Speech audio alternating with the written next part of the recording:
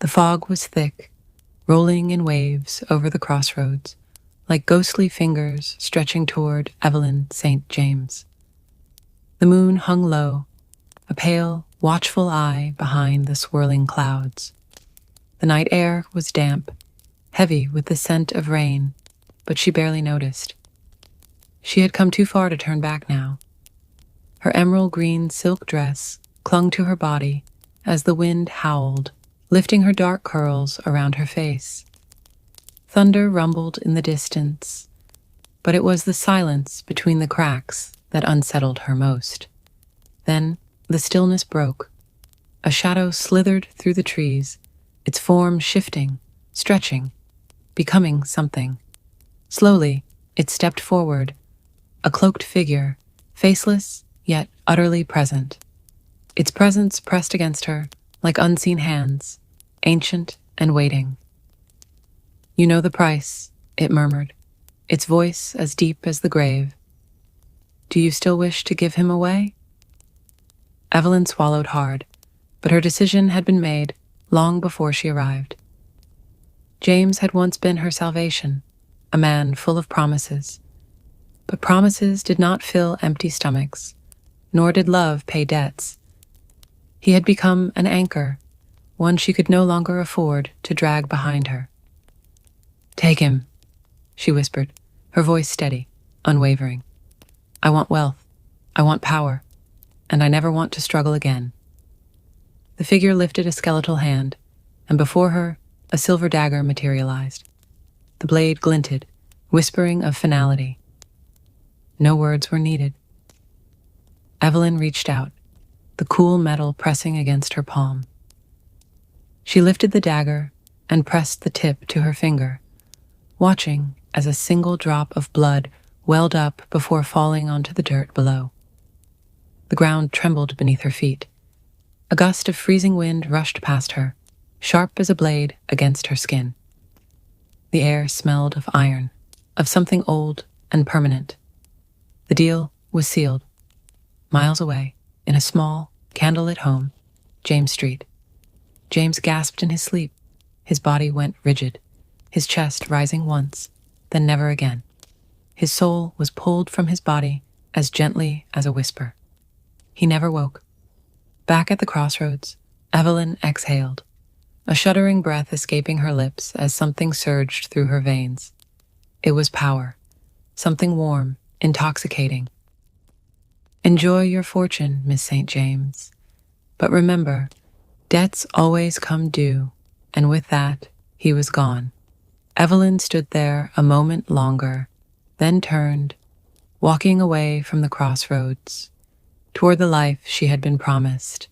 Years passed, and Evelyn St. James became untouchable. Her once threadbare dresses were replaced by silk, her fingers adorned with diamonds that caught the light like trapped fire. She was no longer the woman scraping for a better life. She was the woman who owned it. Her name echoed through high society like the ringing of fine crystal. People whispered, but they never dared to say it to her face. Her home was no longer a crumbling house on the outskirts of town. Now, she lived in a palace of gold and glass, where champagne never stopped flowing and the music never ceased. At every grand event, they gossiped in hushed tones. She was nothing before James died, a woman whispered behind the rim of her wine glass. And now look at her. They say she made a deal with the devil. She doesn't seem to mind, does she? A man smirked, swirling his bourbon. Look at her. She owns this town. Evelyn overheard. She always overheard. But she did not care. She had won.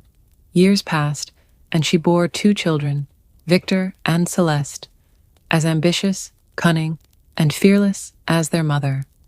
They inherited her power, her sharp wit, and the dark favor that clung to their bloodline like a shadow. Everything they touched turned to gold. But power always has a price. The debt comes due. The mansion had changed. Gone was the laughter, Gone was the roar of endless parties, the glow of golden chandeliers. Now the halls stretched long and cold, the once vibrant home dulled into an eerie silence.